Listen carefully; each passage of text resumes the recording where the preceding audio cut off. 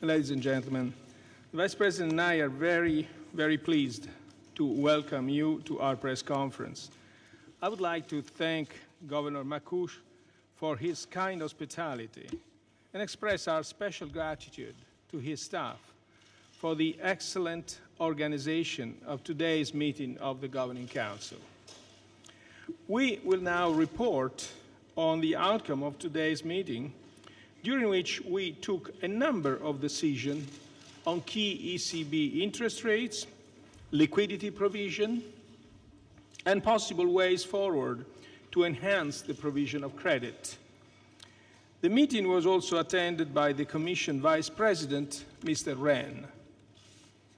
First, based on our regular economic and monetary analysis, we decided to lower the interest rate on the main refinancing operations of the Eurosystem by 25 basis points to 0.50% and the rate on the marginal lending facility by 50 basis points to 1%.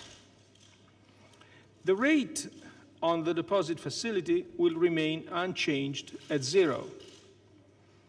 These decisions are consistent with low underlying price pressure over the medium term. Inflation expectations for the euro area continue to be firmly anchored, in line with our aim of maintaining inflation rates below but close to 2% over the medium term. In keeping with this picture, monetary and loan dynamics remain subdued.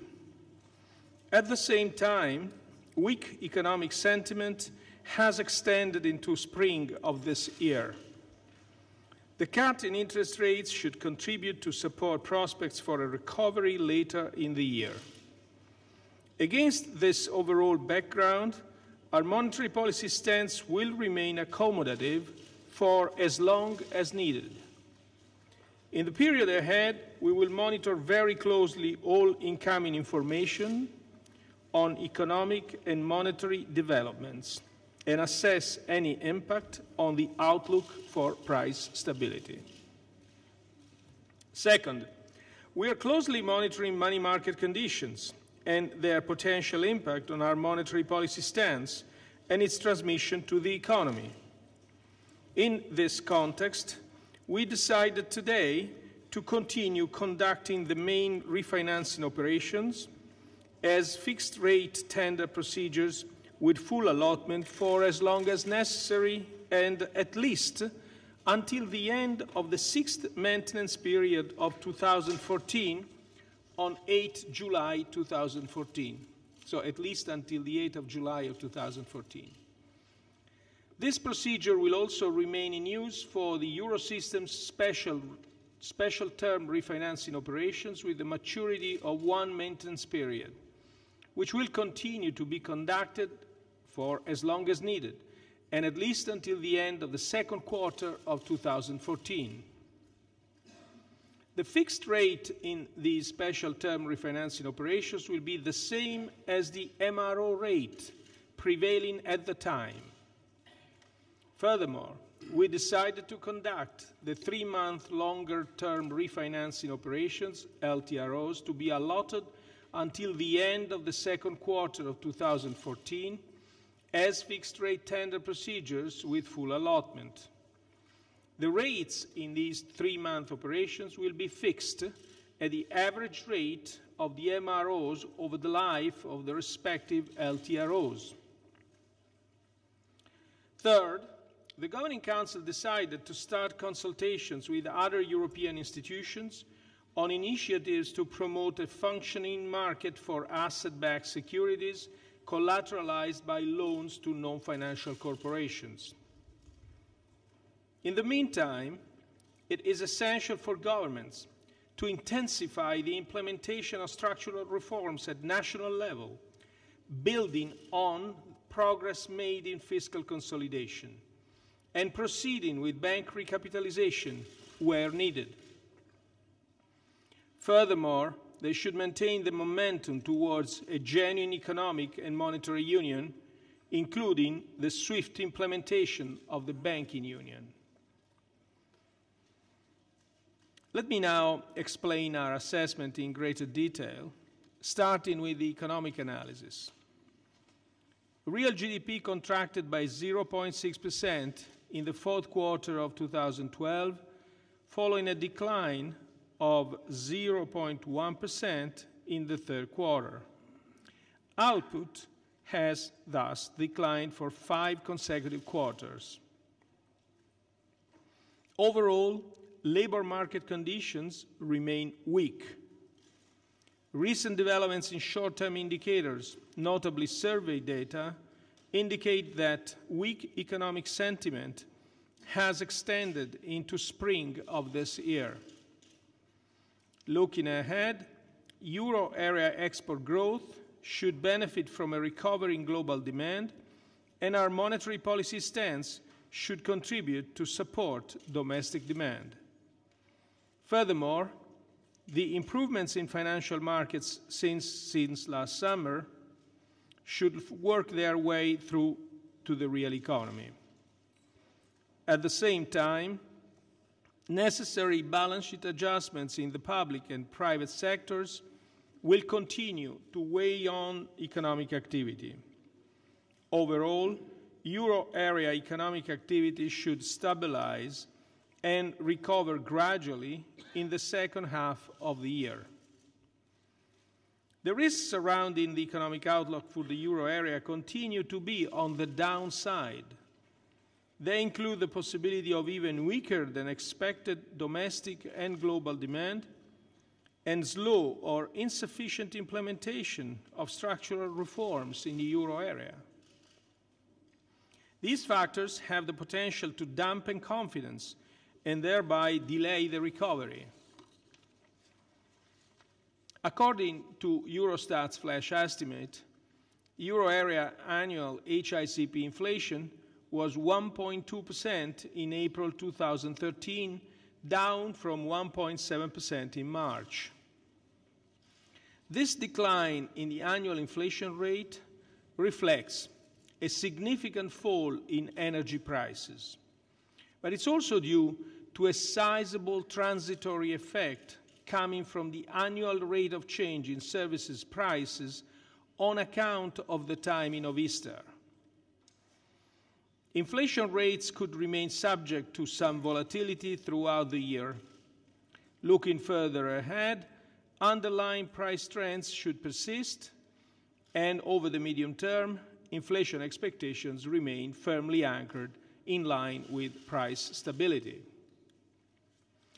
Taking into account today's decisions, risks to the outlook for price developments are broadly balanced over the medium term, with upside risks relating to stronger than expected increases in administered prices and indirect taxes, as well as higher commodity prices and downside risks stemming from weaker economic activity. Turning to the monetary analysis, recent data confirm that the underlying pace of monetary expansion continues to be subdued. Annual growth in broad money moderated in March, standing at 2.6% after 3.1% in February. The annual growth rate of the narrow monetary aggregate M1 increased slightly further to 7.1% in March, reflecting the continued preference for the most liquid instruments in M3. Deposits with the domestic money holding sector continue to grow further in most stressed countries in March. The annual growth rates of loans to non-financial corporations and households have now remained broadly unchanged since the turn of the year, standing in March at minus 1.3% and 0.4% respectively. To a large extent, weak loan dynamics reflect the current stage of the business cycle, heightened credit risk, and the ongoing adjustment of financial and non-financial sector balance sheets. The recent bank lending survey confirmed weak demand for loans in the euro area. While some signs of stabilization are emerging, The survey on the access to finance of small and medium-sized enterprises in euro area indicates continued tight credit conditions, particularly for SMEs in several euro area countries. Moreover, the available information indicates high risk perception on the part of banks. In order to ensure adequate transmission of monetary policy to the financing conditions in euro area countries, it is essential that the fragmentation of euro area credit markets continue to decline further, and that the resilience of banks is strengthened where needed. Progress has been made since last summer in improving the funding situation of banks, in strengthening the domestic deposit base in stressed countries, and in reducing reliance on the Eurosystem as reflected in repayments of the 3-year LTROs. Further decisive steps for establishing a banking union will help to accomplish this objective. In particular, the Governing Council emphasizes that the future single supervisory mechanism and a single resolution mechanism are crucial elements for moving towards reintegrating the banking system and therefore require swift implementation. To sum up, taking into account today's decisions, the economic analysis indicates that price developments should remain in line with price stability over the medium term. A cross-check with the signals from the monetary analysis confirms this picture. With regard to fiscal policies, the spring 2013 deficit and debt data notifications by euro area countries indicate that the average government deficit declined from 4.2% of GDP in 2011 to 3.7% in 2012. Over the same period, the average government debt rose from 87.3% to 90.6% of GDP. In order to bring the debt ratios back on a downward path, euro area countries should not unravel their efforts to reduce government budget deficits and continue, where needed, to take legislative action or otherwise promptly implement structural reforms in such a way as to mutually reinforce fiscal sustainability and economic growth potential. Such structural reforms should target improvements in competitiveness and adjustment capacities, as well as aim to increase sustainable growth and employment. And now we are at your disposal for questions. In honor of our host country, we will take the first question today from Tomasz Wilecki, Telewizja Markiza. Tomasz Wilecki. 1 second. Can we just have some time to put on the... Tomasz Wilecki from the Markiza TV channel. Please take your time to put on your headphones. The key interest rate has declined to 0.5%. 1, 2, 3, testing, testing. Okay. This is the English channel. You have cut the key rate to 0.5%. Can you come up with some quantification estimates for implications in the Eurozone? Can you envisage a lower interest rate lower than 0.5%? Well, the Governing Council has taken this decision consistent with the low price pressure over the medium term. And as I said in the introductory statement, HICP inflation went down considerably. And by the way, even though if you look at the HICP inflation without food and energy, it did go down as well, but less so markedly. Inflation expectations are well anchored in the medium term. As I said, monetary and credit developments have been subdued. Weakness of the fourth quarter in 2012 extended itself into the first part of this year. So, all in all, the Governing Council decided to go for a cut of 25 basis points, accompanied, however, and I would invite you not to underestimate the importance of the other measure, by maintaining the fixed rate full allotment policy for at least until the mid-July, the July of next year. So the combination of the two measures is especially important, and we can discuss it in the coming questions. At the same time, we will certainly, and this answers to your last part of your question, we'll certainly look at all the incoming data and we'll monitor carefully developments. And as I said last time, we stand ready to act if needed. The next question we'll take will be from Veronica Gervaso. Can we have the microphone over there? Good morning, President Draghi. Veronica Gervaso, TGCOM24. What could be now the effects in the cuts of interest rates? There's no risk of inflection, as you said before.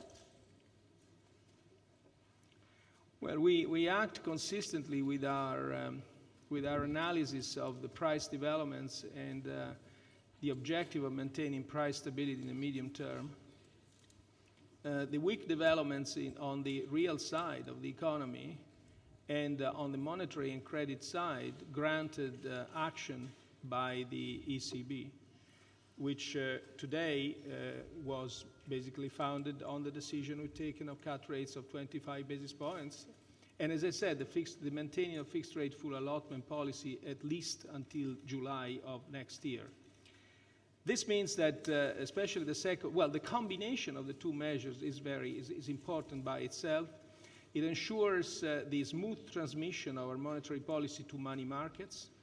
The fixed rate full allotment will basically represent a liquidity insurance for the banking system.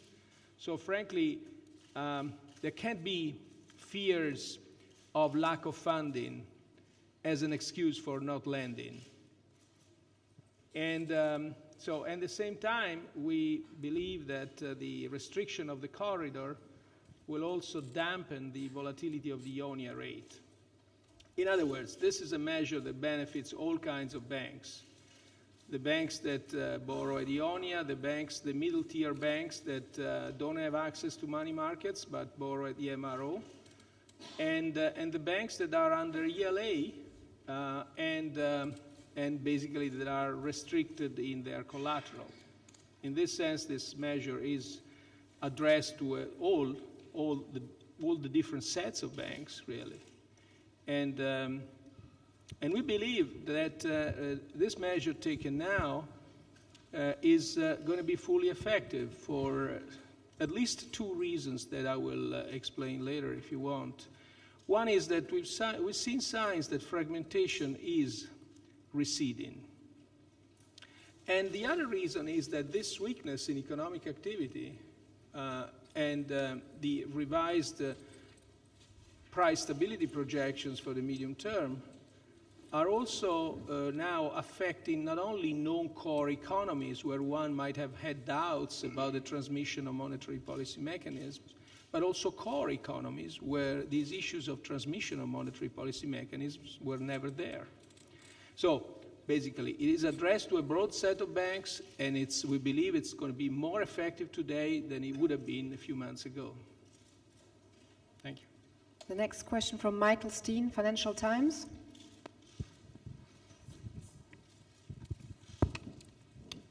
Yeah, Michael Steen, Financial Times. Mr. Draghi, would you say today's rate cut is too little, too late? We've got unemployment at a record high. There was this sudden fall in inflation this month. I mean, from what you just said, it sounded a bit like you were implying that you see that as a 1-month blip in the data on inflation, although you're expecting volatility over the year. It'd be good if you could say a bit more on that. The second question is, are you the last austerity hardliners left standing? You had an interesting part at the end of your statement there about where government debt levels are and deficits. And obviously this has been a subject in the last few weeks, the austerity versus growth debate. Do you feel like you're the only ones left arguing that we need to keep on with fiscal consolidation? And if I can just crowbar in a last question. No, how many questions? Really? That was two. Two, so I'm answering the first two questions first. Okay. Let me just remind all of us that monetary policy by the ECB has been extraordinarily accommodative all throughout. And just to give you the sense of how much has been accommodative, look at the financing, how the financing conditions changed. If we look at the changes since the 25th of July, we see that stock markets went up in Germany, France, Italy, Spain, from 22% to 38%. And even in the last month only, stock markets went up again in Italy and Spain by something between 5 and 10%. Target 2 balances have decreased. You know, when target 2 balances decrease, that's the best sign we have that you have a return of confidence, gradual, of course, given the seriousness and the gravity of the previous situation. You wouldn't expect a change to take place all of a sudden. So it's a gradual process. And they are now about, if I'm not mistaken, 256 billion off their peak. The 10-year sovereign bond yields, they went down for the stressed countries by something between 200 and 300 basis, more than 200 and 300 basis points, and even for France by 53 basis points. So these are measures that by themselves describe I would call a very significant easing in the financing conditions. And I can go on. I mean, the Ionia now, the banks that finance themselves in the interbank market pay something like 7 basis points. So one can, almost zero basically, that one cannot say that the monetary policy hasn't been accommodative. But this takes into account the decision we've taken today, takes into account evidence. As I said, we look at the data, we monitor closely, and we stand ready to act when needed. We also had increasing evidence, as I said a minute ago, that this action now through standard monetary policy measures would be more effective than it would have been a few months ago. Now, on austerity versus growth, this is, I think it's an interesting debate, but I think one should make a few points. The first thing is, let's not forget how the crisis started. The crisis has two stages, I would say. The first stage is when, after the financial crisis, we all discovered that certain positions, either in the bank capital ratios or in the government budget and deficit ratios, were not sustainable. This was the first stage. So at that point, governments started to do, belatedly, some fiscal correction. Then you have a second stage when you have expectations, self-fulfilling expectations of disruptive scenario, or what we call tail risk, taking momentum. So we got rid of this through the OMT, and so we are left with the memory of the previous situation. I'm sure that no government wants to be there again. So what's the message that the ECB is giving, and has been giving now for a while? First, don't unravel the progresses that you have achieved. And there is no doubt that progress, significant progress, has been achieved in fiscal consolidation all throughout the euro area. Don't unravel that. Second, fiscal consolidation is, and I've said this since the very beginning of my tenure, is contractionary in the short term and in the medium term as well. So you want to mitigate this. You want to take action to mitigate the contractionary effects.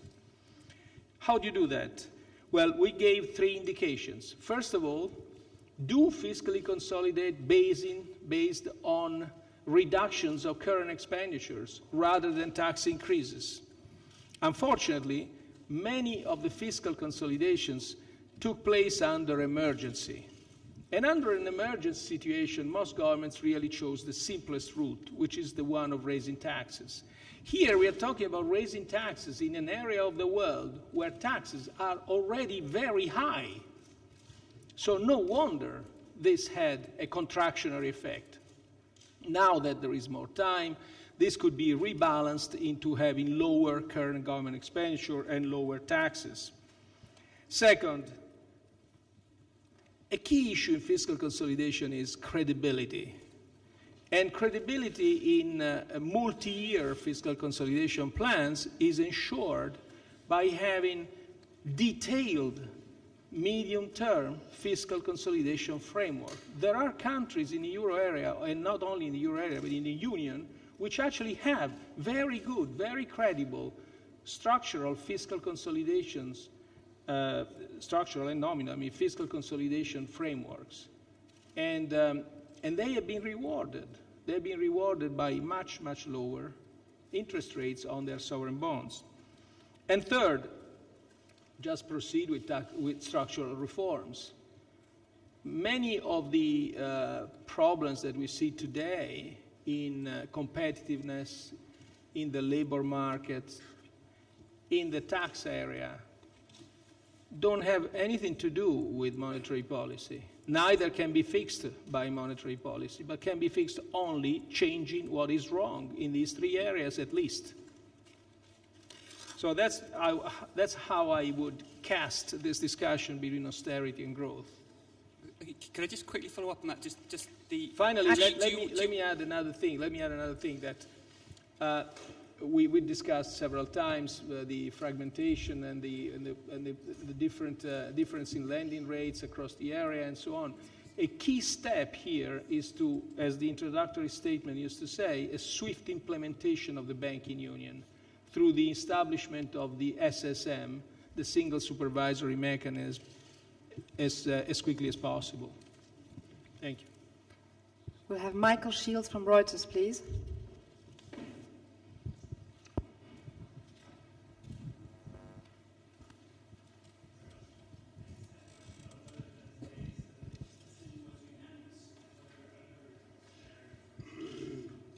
I was just wondering how long it would take to get this question, but it's. I would say that there was a very, very strong pervading consensus towards an interest rate cut, and within that, there was a prevailing consensus for a cut of only 25 basis points. I think that is the. Thank you. Brian Blackstone, Wall Street Journal. Brian.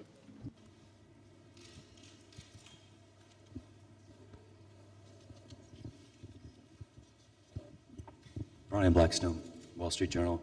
When you said there was a prevailing consensus of only 25 basis points, you stand ready to act. Is there room to cut interest rates further, including the deposit rate, which you didn't touch today? And I wanted to ask you a bit on this, these consultations that you're starting on creating a market for asset-backed securities. What exactly do you have in mind, and are you potentially solving one problem by creating an entirely new problem, given that asset-backed securities were at the root of the, at least in the U.S., the financial crisis of 2008 and 2009? So if, are you potentially just creating a headache down the road if you go down this route? Thank you. Thank you. On the first part, I think the very first part of your question, I think I did respond before saying that we'll look at all the incoming data, we'll monitor them closely, and we'll stand ready to act if needed. On the deposit facility rate, we said it in the past that we are technically ready. There are several unintended consequences that may stem from this measure. We will address and cope with these consequences if we decide to act. And we will, again, look at this with an open mind and stand ready to act if needed. On the other part is actually I made reference to that, but as a matter of fact, the non-standard measures category, it's actually broader than that. And it relates to funding measures, broadly defined, one of which is collateral. The second set has to do with purchases of assets. Now, got to be careful here because what the ECB, let me say once again, what the ECB cannot do. The ECB certainly cannot supplant governments for their lack of structural reforms. So that's one thing. The second thing is the ECB cannot clean banks' balance sheets. And the third thing is that the ECB is not in the business of monetary financing, so buying government bonds. So when you consider all this, you look at what assets could be purchased, and you are left with before saying that, you ask yourself this question, and then you look at what sort of financial infrastructure the Europeans have, and it's different from the United States.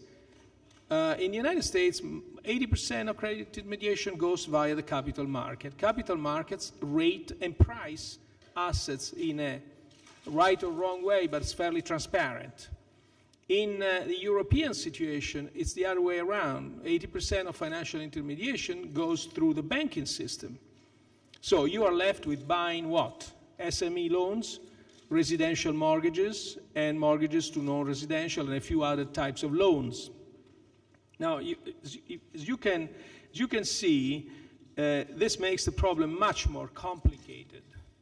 You want to, if one decides to take this way, and really all the options are still very open here. By the way, let me say that our thinking is very much in a preliminary stage, given the complexity of the issue, and so we haven't reached any conclusion either way. But if you go this way, you want to find a way of packaging these loans in a way that they can be priced. And that's where the reference to other institutions more suited for this job of packaging and guaranteeing the loans comes in. The reference to the European Investment Bank and the reference to the Commission, European Commission itself. So that's what I'm not sure. Also, the ABS, you are absolutely right. The ABS has a very bad name. But one should say that there were very different kinds of ABSs. One was the so-called plain vanilla of ABS, which is a box. You open the box, you see what is inside, and you know exactly what's inside. So if you, for example, put some mortgages there, it would be like a covered bond. A different thing was the ABS, the squared ABS, and all this that we are infamously known to have been one of the causes for disruption of the financial markets of the last few years. So, but in any event, as I said, we are far from reaching any conclusion. We are looking at all possible options. We are aware of the importance of this. We're also aware of what we can do and cannot do. Thank you. Stefan Riecher, Bloomberg. Stefan Riecher, Bloomberg. Can you hear me? Mr. Draghi, today you cut interest rates and the euro rose at first. Now it just turned around after your comments about the deposit rate. So my question would be, is it a reason for concern, and is the deposit rate more important, do you think, than the benchmark rate? I'm sorry, I didn't hear you. Is the deposit rate for investors apparently more important than the benchmark rate after the euro dropped now, after your comments about the deposit rate? So my question would be, is this a reason for concern, basically that the euro rose at first about the benchmark rate and then it dropped about the deposit rate? And second question, Angela Merkel recently said that actually if you speak about Germany, you would have to raise interest rates. What do you make of those comments? and is she correct? Thank you. Well, on the first part, I really don't have much to say. I mean, I'm obviously aware that markets read and understand and try to interpret any remark that the president of the ECB makes in these press conferences, but we should never forget that our objective is maintaining price stability in the medium term and not being caught by the market reactions. That's very important to remember.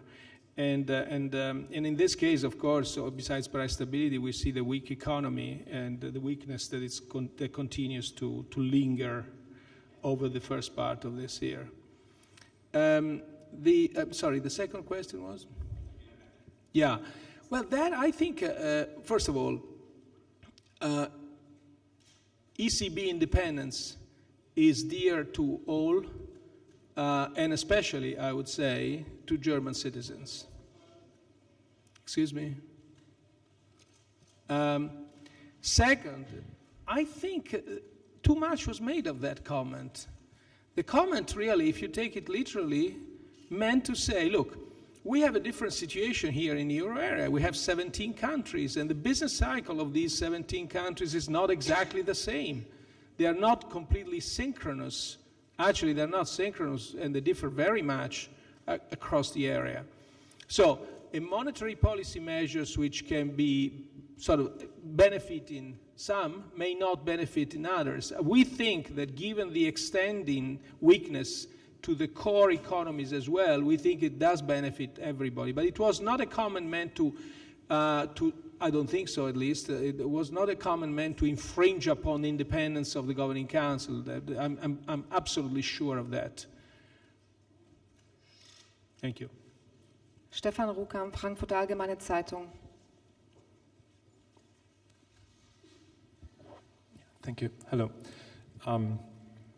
You described how the OMT program calmed the financial system during the last 6 or 7 months. And we saw how the rates for sovereign bonds came down significantly. But we didn't see that the rates for small and medium-sized companies came down.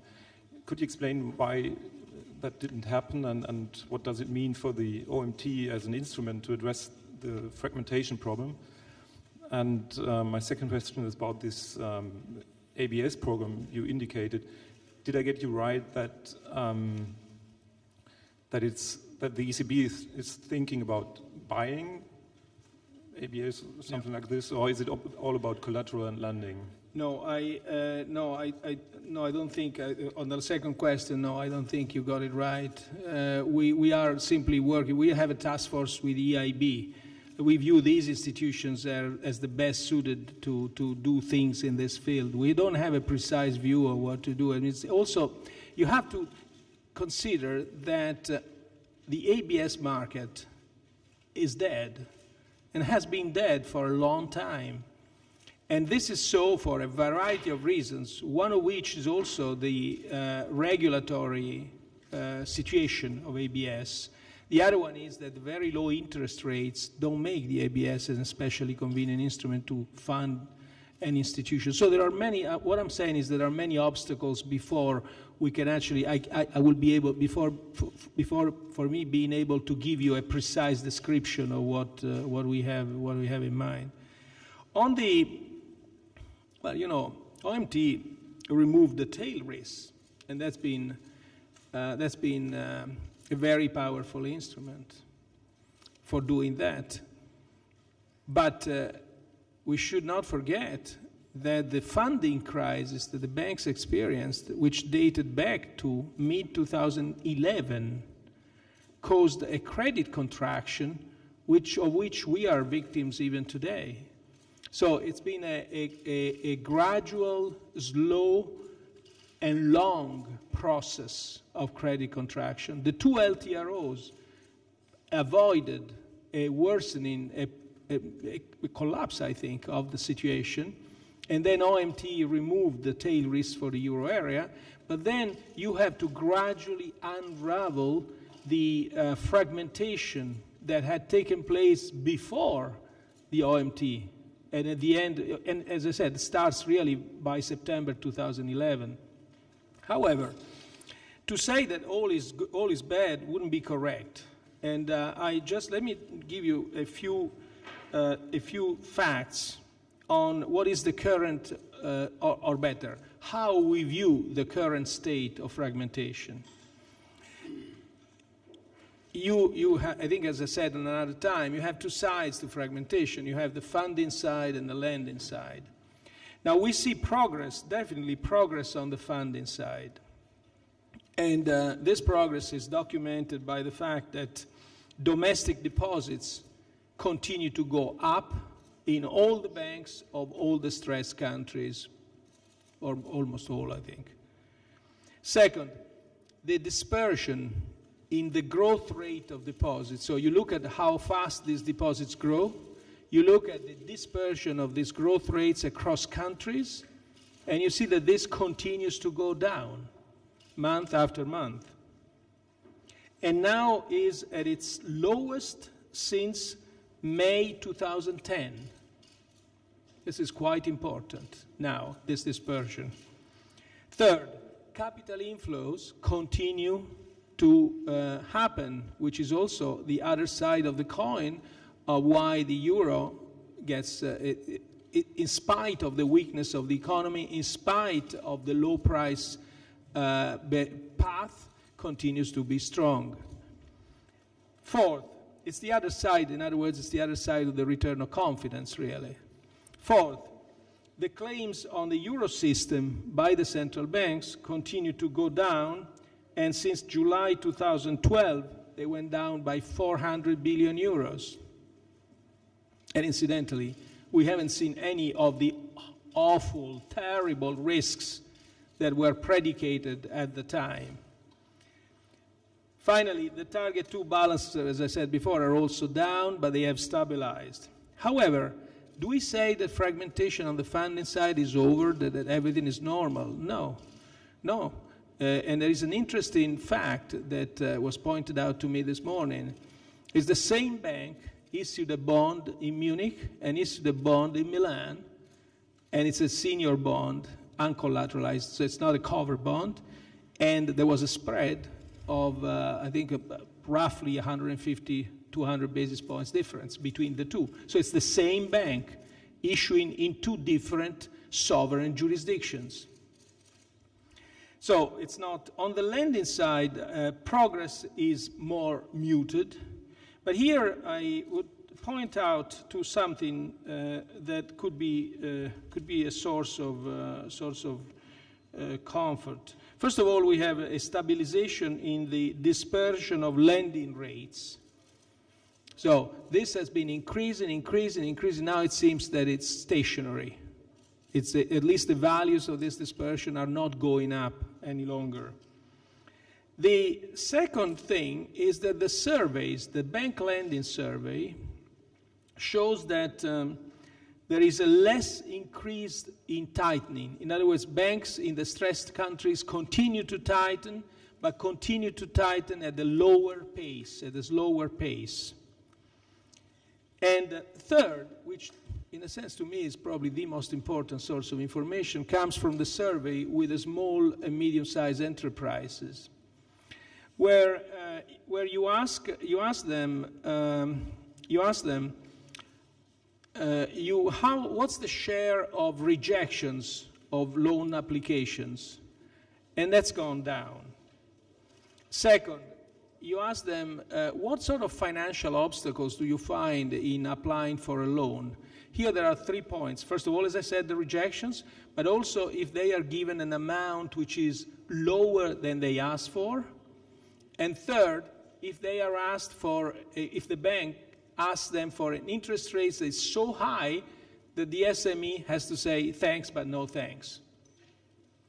And we see that the responses for these so-called financial obstacles are for some countries, some of the stressed countries, they are significantly improving. And by the way, in Germany, you notice an improvement on all accounts. So you see something, for instance, on the availability of loans for the euro area, you see a smaller deterioration by a significant amount. And then the same happens at country level for Spain and Italy, and obviously for Germany, and so on. So from these survey data, I wouldn't get the conclusion that, again, we have no more fragmentation, but we are observing improvements. The problem, of course, is that this, as I said at the beginning, this credit contraction has been lasting for a long time, and it's being compounded by the short-term contractionary effects of fiscal policies.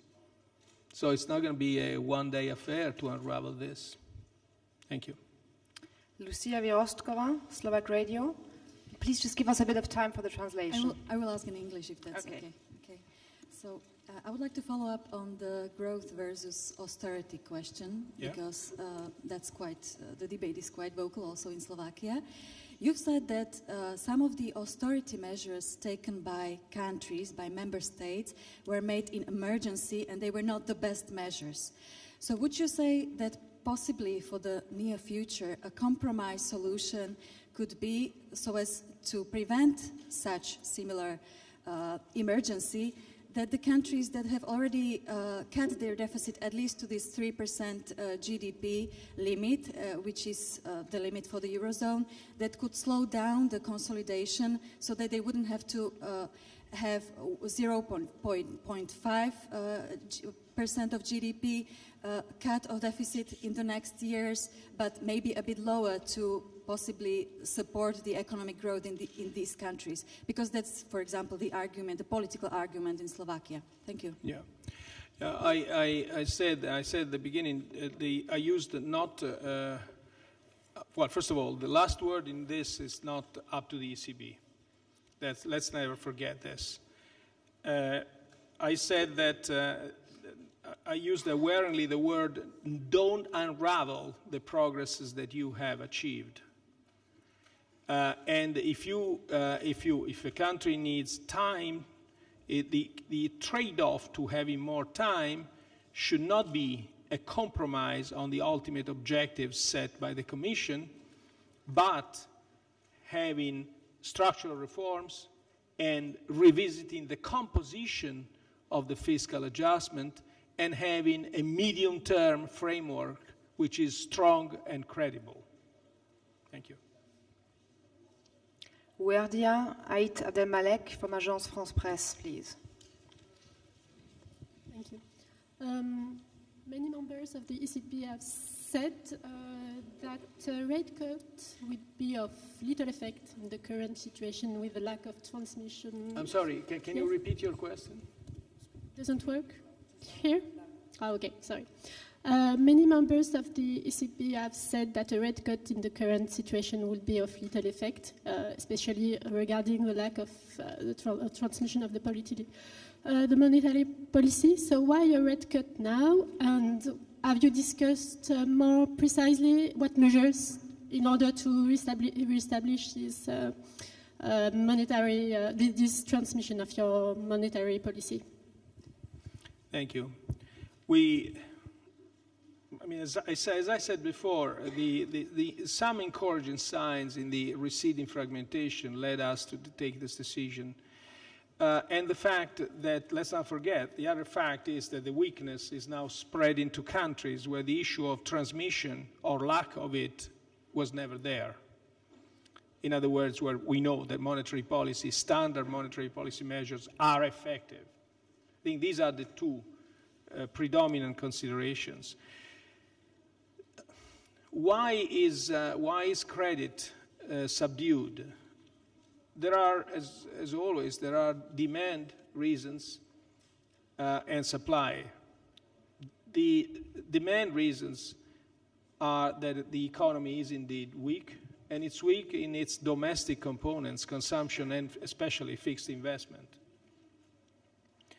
There is this comes out of the bank lending survey and also from the SME survey. The dominant factor in explaining the low demand of credit is the uncertainty, the macroeconomic uncertainty. And this goes together with risk aversion. which actually plays both sides, both demand and supply. There is also, but this is limited to some countries, there is also an issue of deleveraging.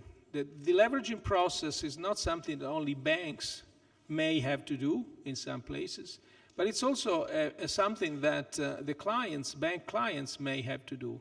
Some corporations, some SMEs, some households have to delever. This is not a euro area problem, but it's certainly the problem of some stressed countries. And this too explains low demand. On the supply side, you have risk aversion predominantly. At this point in time, but we certainly, as I said, we look at all the incoming data, but at this point in time, we can't say that funding worries are a dominant factor in restricting credit supply. We don't see that, but we have to project this for the coming months. And it's certainly true that we will have again a hump in bond maturities, in bank bond maturities, within the next 15 months. So, but it's predominantly risk aversion that makes supply tight. It's the fact that in some cases, for many banks that didn't have any toxic asset at the beginning of the crisis, were not especially weak at the beginning of the crisis, have become weaker because of the rising share of non-performing loans. You know, recessions have this feature of being, in a sense, like a spiral. And so these banks, some of these, fortunately, these are not euro area problems. These are limited problems. But some of these banks will have to strengthen their capital position in order to get back to lend. Thank you. Suzanne Lynch, please, The Irish Times.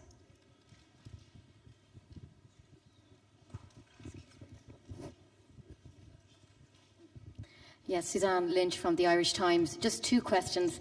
Firstly, is there any update on when the Irish promissory note deal will be reviewed by the ECB? And secondly, just in terms of bank recapitalisation, I'm just wondering how big of a factor is the banking worries about the banking sector in peripheral countries. The Irish Central Bank Governor said this week that Irish banks would need more capital. Do you think that a stress test is required before Ireland exits the bailout at the end of this year? There's some talk in Ireland that perhaps it should be put back until next year as part of the EBA stress tests. I think for me it's really, well, on the first question there is no change, so as is before. On the second question, it's too early to respond to this question. Something that's been discussed, and there are pros and cons, there are views that are different. It's in that stage where we're really putting together our views there and see what's best for Ireland. Thank you. The last question will go to Jeff Cutmore from CNBC, please.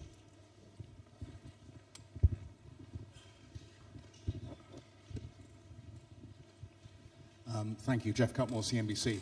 I don't know whether the Governing Council were aware, but while they were meeting, the Pope was tweeting his unhappiness about the unemployment situation and expressing some frustration that people appear to be profiting at this time from rises in financial markets, even as unemployment hits new record highs. So I have a two-pronged question. One is, firstly, are you frustrated with the perception that the ECB seems to be supporting financial markets but not doing much to help the real economy in the Eurozone? And the second point to that would be, I sensed when I heard you talking at the beginning of this press conference a little bit of frustration about the way banks are not taking more risk onto their own balance sheet.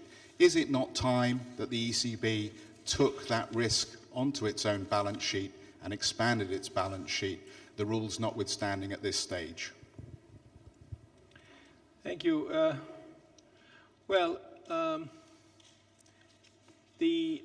We are, I wouldn't use the word, I would use the word frustrated, yes, certainly.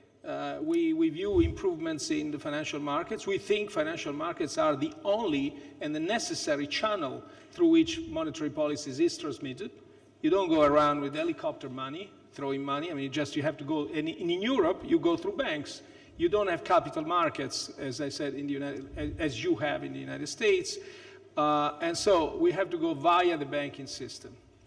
And so that's why in my press conference I tried to give you a very detailed reading of different indicators, because it shows how closely we're trying to examine and analyze reality to see whether these impulses that we've been transmitting to the economy since now a long time get translated into better welfare, better lower unemployment, better economic activity. So no doubt about that. On the second point of your question, would the ECB take risks on its balance sheet? Well, I've gone through this a moment ago, really, and I've shown you, I think I've shown you how more difficult is this problem in Europe, in Europe, I'd say, than it is in the United States.